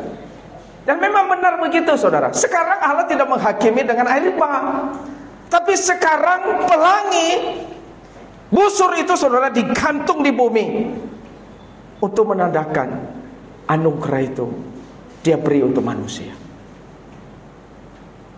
Dia tidak menghukum, tapi sekarang Dia beri anugerah supaya manusia punya kesempatan untuk berubah dan bertobat dan mengenal anugerah Allah. Ada keselamatan di dalam Dia. Nah, saudara, ini tentunya sebuah anugerah buat kita sebenarnya. Ya, Allah itu sangat mengasihi dunia ini. Karena pelangi itu menggambarkan belas kasihan dan perdamaian Allah sesudah badai penghakiman. Allah menyatakan kasihnya. Allah menyatakan Dia mau berdamai dengan dunia ini. Dia mau berdamai dengan kita. Dia mau menyatakan belas kasihannya. Tapi bukan berarti nanti gak ada penghukuman lagi, bukan. Tapi Dia memberi kesempatan buat kita, saudara, untuk lebih mengenal Dia. Nah, saudara, ini begitu penting buat kita. Makanya saya melihat kesempatan yang ada ini, saudara, ini sesuatu yang sangat penting untuk kita gunakan selagi kita masih hidup, supaya jangan sampai saudara dan saya ada di luar bahtera. Kita mesti ada di dalam bahtera keselamatan di dalam Kristus. Tuhan memang tidak menghukum dunia dengan air bah lagi, tapi jangan salah, masih banyak murka Allah dalam bentuk yang lain. Dan itu pasti dilakukan oleh Allah. Memang Tuhan tidak menghukum dengan air bah, tetapi COVID saja, saudara, telah menggemparkan seluruh dunia. Banyak cara yang dipakai oleh Allah. Makanya kita mesti tetap punya hati yang gentar. Memang, saudara, Allah memberi pelangi, dan itu adalah untuk meredakan ketakutan kita, supaya kita gak takut bahwa dunia ini akan dihukum lagi dengan air bah. Betul. Tetapi saudara, kita juga tetap mesti mengingat, kalau kita sungguh-sungguh kembali kepada Tuhan, kita akan betul-betul mengalami keselamatan yang utuh itu melalui Kristus yang menyelamatkan kita. Maka seperti firman Tuhan tadi, berharap setiap kita sungguh-sungguh ada di dalam bahtera keselamatan, di dalam Kristus. Kita yang sudah ada di dalamnya, jangan keluar dari bahtera itu ya. Jangan keluar dan tinggalkan imanmu di dalam Kristus, karena itulah yang menjadi jaminan keselamatan kita di tengah dunia yang selalu mengancam kita, di tengah murka Allah yang mengancam setiap orang akan pasti dihakimi. Tapi kita yang sudah mempunyai Kristus, mari terus bertekun dan setia dalam iman kita sampai berjumpa dengan Tuhan, sampai kita kembali kepada Tuhan. Tuhan Yesus memberkati kita. Amin. Mari kita berdoa. Kami bersyukur karena Allah sungguh ajaib. Allah yang kami kenal adalah Allah yang adil. Allah yang memang tidak pernah kompromi dengan dosa. Allah yang memang tidak pernah kompromi dengan kejahatan. Dan Allah akan membalas, bahkan akan memurkai. Dan Engkau telah buktikan melalui air bah, karena Engkau sungguh sangat benci dengan dosa dan kejahatan yang dilakukan oleh manusia. Tapi kami sangat bersyukur karena di tengah murka Allah yang menyala-nyala, selalu ada anugerah keselamatan yang Kau sediakan untuk setiap orang yang kembali kepada Engkau sehingga tidak binasa. Ya Tuhan, kami bersyukur karena Kristus Putramu yang tunggal Engkau utus datang ke dalam dunia, sehingga oleh Dialah ketika kami percaya memberi diri kami, kami akan memperoleh jaminan keselamatan kami. Meskipun mungkin fisik kami bisa mati, tapi kami diselamatkan sepenuhnya di dalam Kristus, karena karena Kristus sungguh telah menanggung segala penghukuman dan murka Allah yang semestinya kami tanggung, sehingga kami yang ikut Kristus mempunyai jaminan bahwa kami akan menjadi milik Allah kekal selama-lamanya. Tuhan berkati dan tolong untuk kami yang sudah mengenal Tuhan, agar kami setia di dalam iman kami, bertekun di dalam kepercayaan kami. Dan kami yang masih ragu-ragu, Tuhan berikan kepada kami hati yang kuat untuk sungguh-sungguh memberi diri kami mengikut Kristus. Karena berbahagia orang yang tidak kecewa dan yang tidak menolak Kristus di dalam hidupnya. Kami bersyukur untuk setiap kami. Segala kemudian kepada Tuhan untuk memberitakan firman Tuhan pada malam hari ini. Di dalam nama Yesus Kristus kami berdoa. Amin. Baik, Tuhan berkati.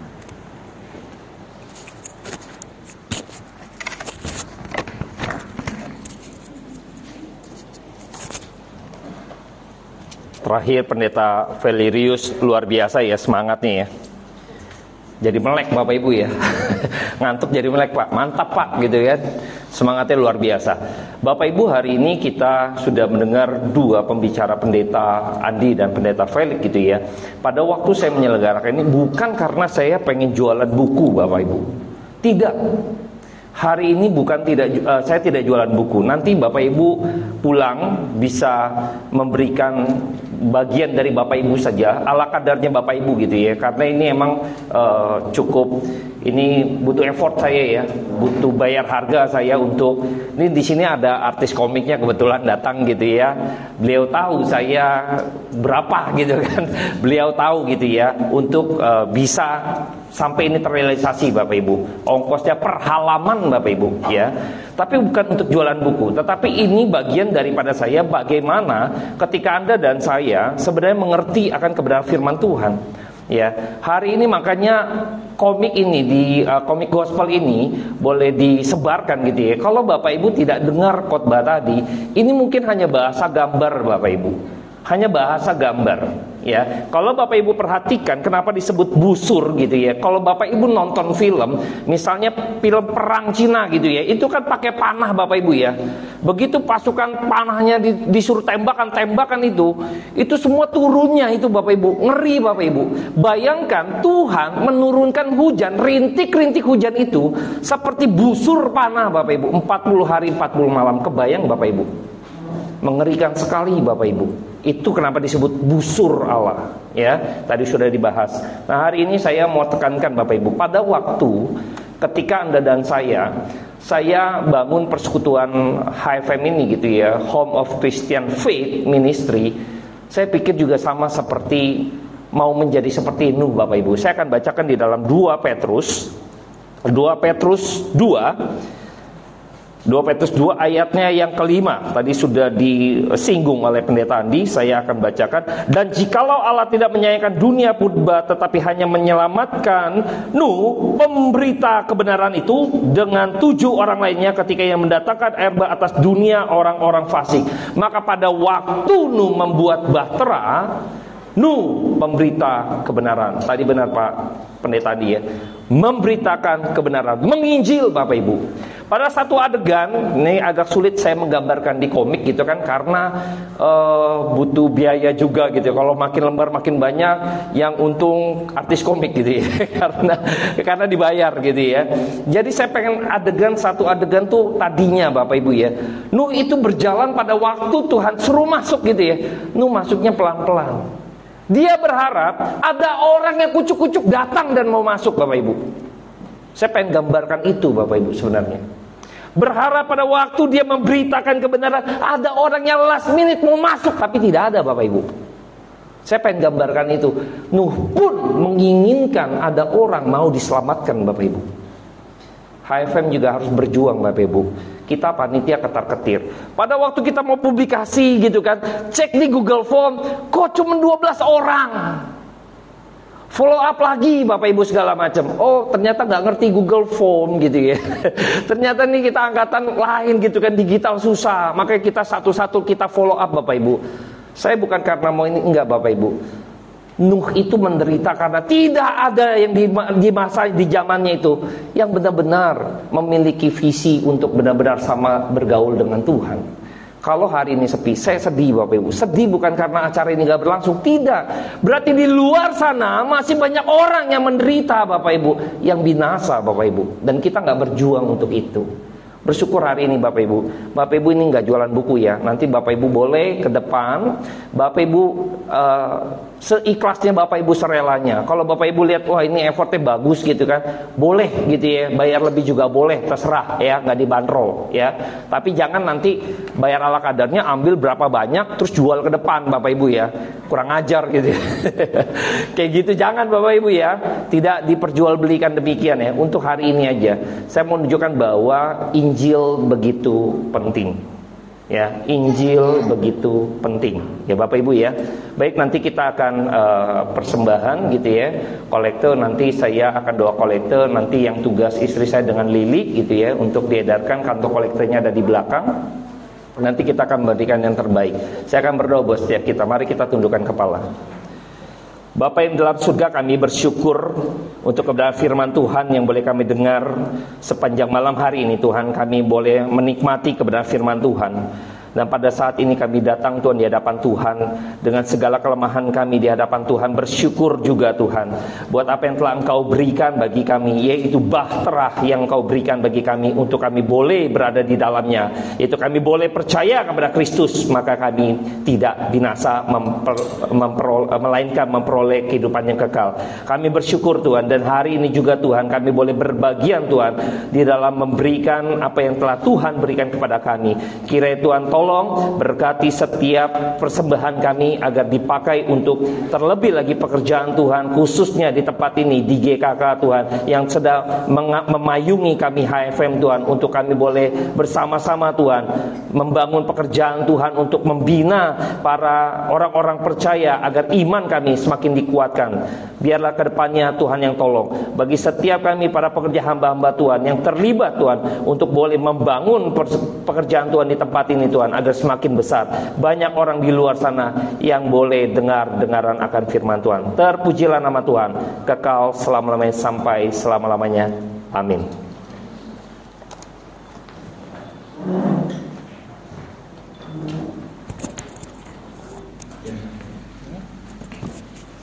Mari kotak persembahan diedarkan. Satu pujian, ku beri yang terbaik bagi-Mu Tuhan.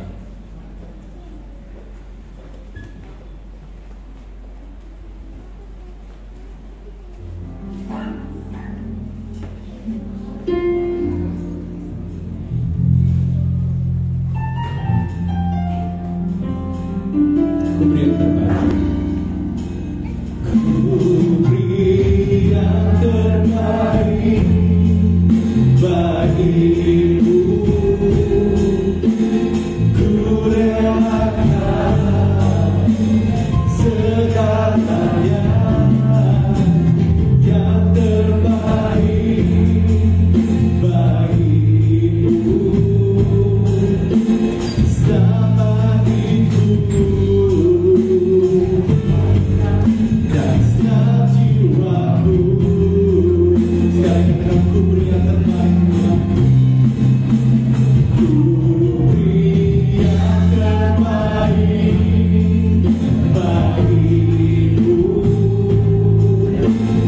Ku relakan segalanya yang terbaik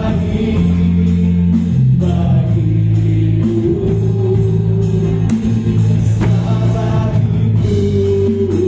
Selama hidupku dan setiap jiwaku,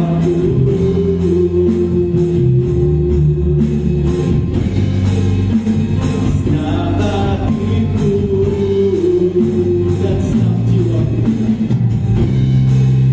dan setiap jiwaku.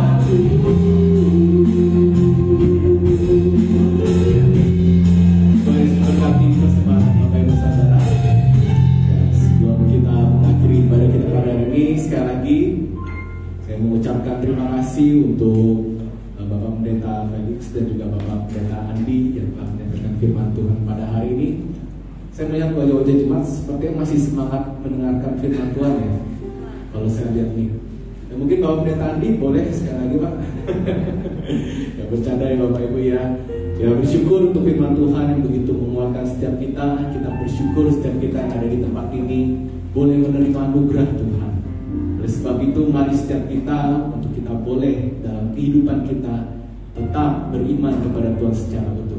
Amin. Ya, saya juga merasa tertantang tadi Bapak Pendeta Andi mengatakan mengenakan sesuatu yang baru pada hari ini, dari baju dasi. Saya juga loh Bapak Ibu. Ini sepatu saya boleh izin menyampaikan ya Pak ya. Saya juga baru nih Pak. Baru semir tapi Bapak Ibu. Bukan baru beli. Yang penting ada barunya ya Bapak Ibu ya. Ya, sekali lagi terima kasih ya untuk Bapak Pendeta Andi, Bapak Pendeta Felix dan juga Bapak Ibu yang sudah mendukung pada hari ini juga. Terima kasih. Oke, sebentar kita akan mengakhiri ibadah kita pada hari ini. Saya undang untuk Bapak Yakub boleh pimpin dalam doa tutup. Setelah itu doa berkat akan didoakan oleh Bapak Pendeta Andi.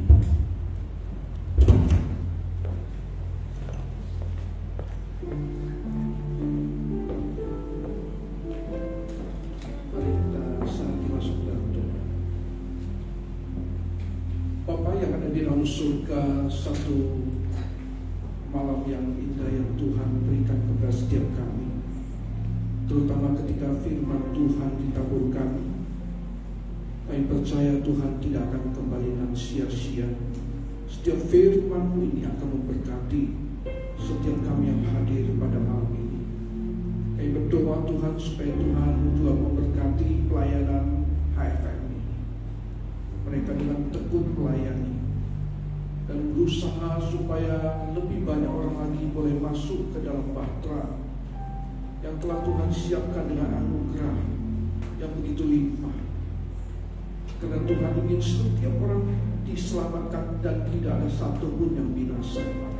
Bila Tuhan Engkau sendiri memakai, mempertajam terus akan visi pelayanan HFM, sehingga mereka sungguh-sungguh jelas panggilan Tuhan di tengah-tengah dunia yang begitu gelap, yang membutuhkan lebih banyak anak-anak Tuhan yang boleh berperan memancarkan terang dan menjadi berkat bagi dunia ini. Kami berdoa Tuhan, Engkau sendiri menuntun perjalanan ke depannya, sehingga juga lewat HFM ini dapat membangun anak-anak Tuhan yang boleh terus bertumbuh sehat di dalam Tuhan, menjadi anak-anak Tuhan yang boleh kuat dan berperan di bidang di mana Tuhan menempatkan kami. Terima kasih Tuhan untuk malam ini. Dengarkan surat doa kami yang kami panjatkan dalam nama Tuhan Yesus Juru Selamat kami yang hidup. Amin.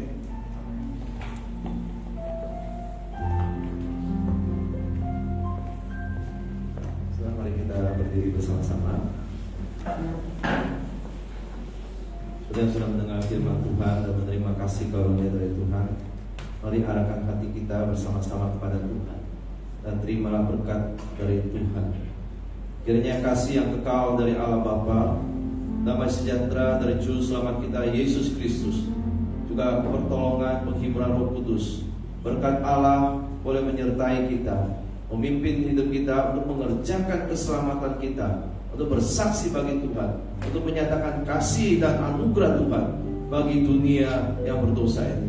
Kiranya berkat Allah ini menolong kita, memimpin kita untuk memuliakan Allah melalui hidup kita, mulai hari ini dan sampai seterusnya, bahkan sampai selama-lamanya. Amin. Bapak terima kasih.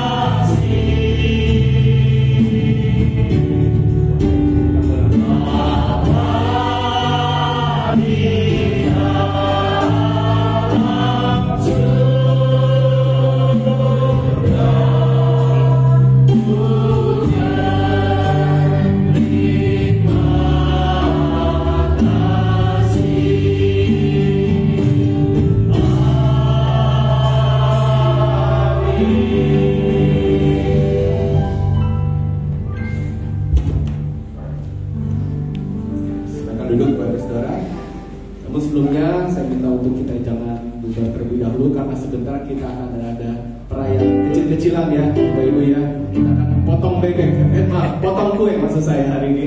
Dan juga kita akan menyaksikan persembahan pujian dari Bapak Beni dan kawan-kawan ya. Oke, saya persilakan dulu untuk kawan-kawan boleh maju ke depan. Setelah itu kita akan memotong kue ya Bapak Ibu ya. Kue perayaan hari ulang tahun HFM yang ke-6. Untuk Bapak Beni dan kawan-kawan, maka saya persilakan maju ke depan.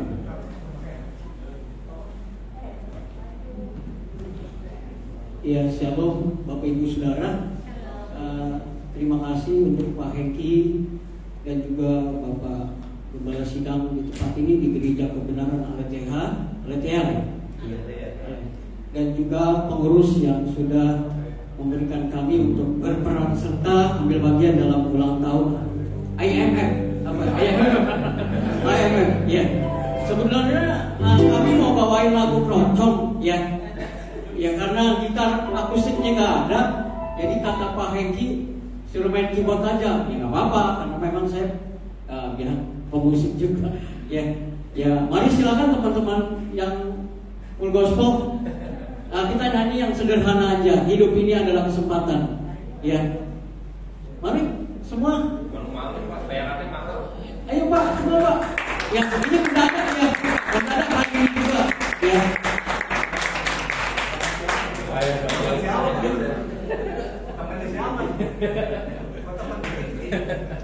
Ayo Pak, rame-rame Pak. Ayo Banyak itu dong Pak Soelia, kasihan nih Pak Beni. Ini satu kehormatan ya, satu kehormatan ya. Kita diberikan kepercayaan ya sama Pak Hengki untuk bisa berperan serta dalam ulang tahun gereja apa ya. Ini dulu mudanya BTS ya.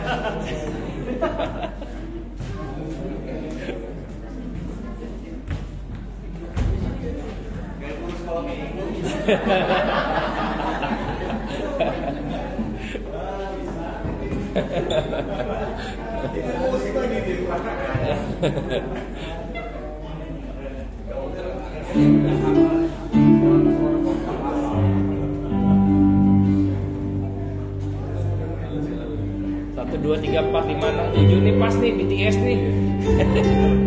Nih perkenalkan guru-guru sekolah minggu muridnya tuh lagi.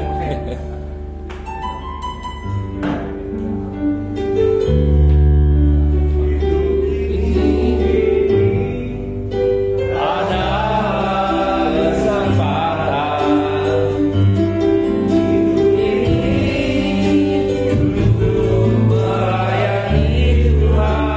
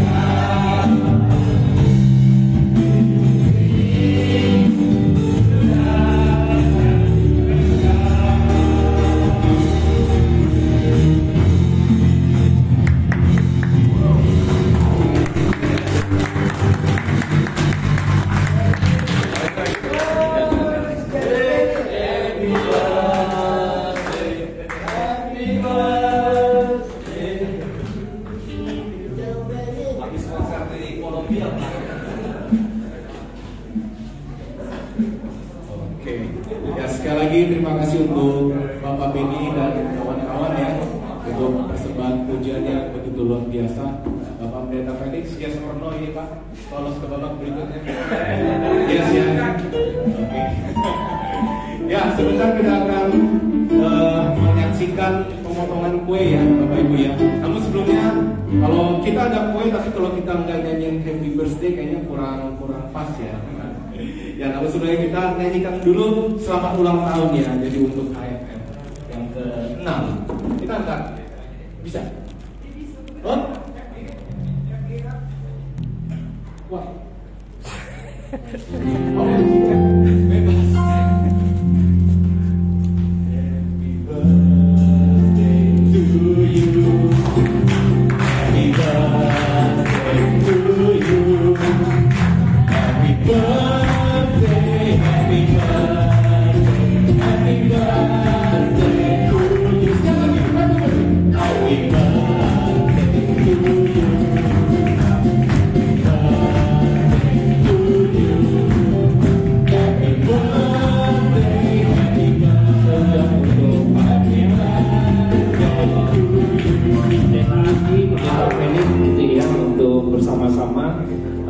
Kita mau tim lilin saya mewakili HFM nanti juga dari pihak GKK karena kita sudah dipayungi oleh GKK saat ini gitu ya.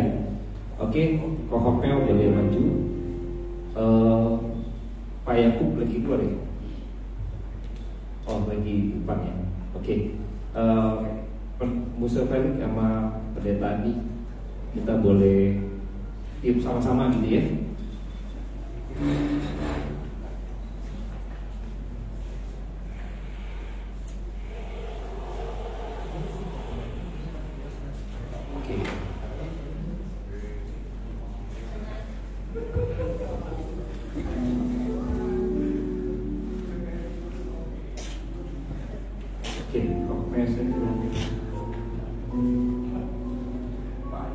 Pak Andi, lagi di depan. Oh, kamera HP saya.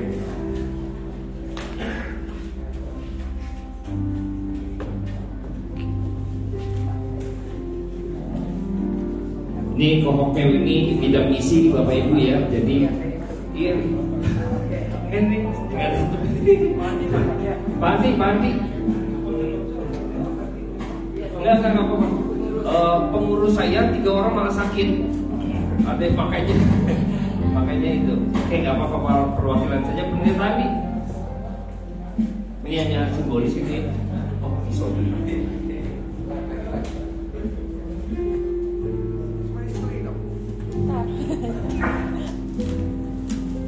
Nah ini sekarang Backstreet Boy ya, 5 Bapak ya. Oke, kita tiup sama-sama, Pak Yakub. Oke, kita tiup sama-sama. Hitung ya Bapak Ibu ya. Ya, dari 100 ya, mundur sampai 1. Enggak ya, dan 3 ya. Oh dari 6 ya. Oke, 1, 2, 3, 6 5 4 3 2 putus ya. Oke, nanti kita akan potong dulu Bapak Ibu. Bagian perwakilan kita sama-sama. Ya sama-sama. Oke, perwakilan kita ikut memotongkan. Oke. 1, 2, 3. Oke. Kita mau didoakan nanti Pak Yakub doain kita sebagai ketua majelis di tempat ini supaya HFM nanti. Minta Pendeta Felix doakan kita Pak untuk HFM, kan sekarang sudah berumah di GKK nih Pak ya.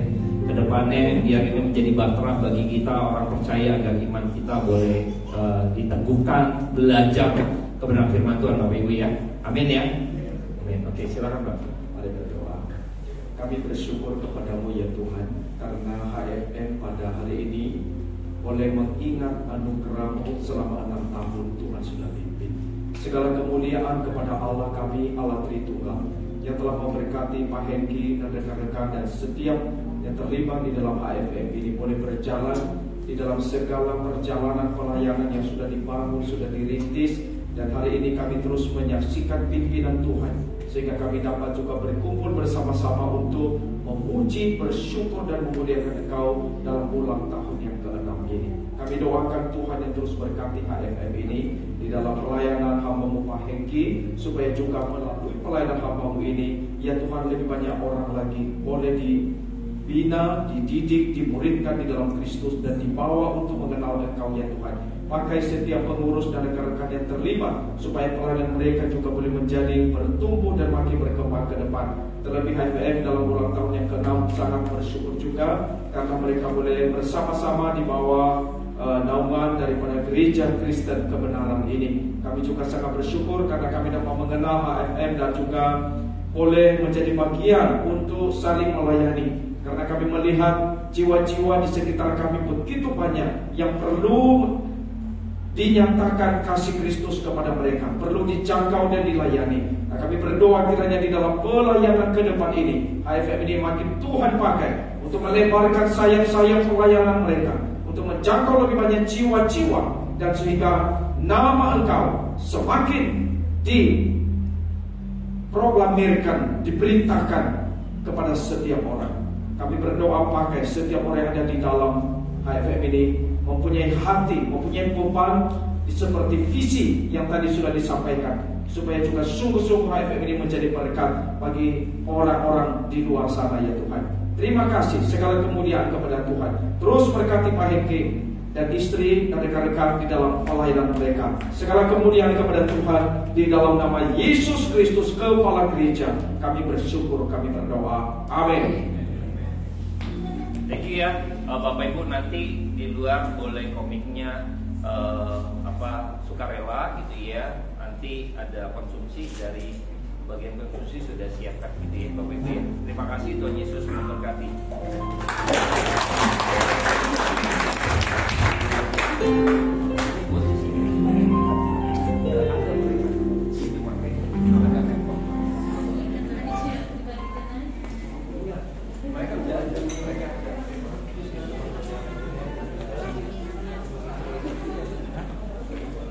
Selamat pagi.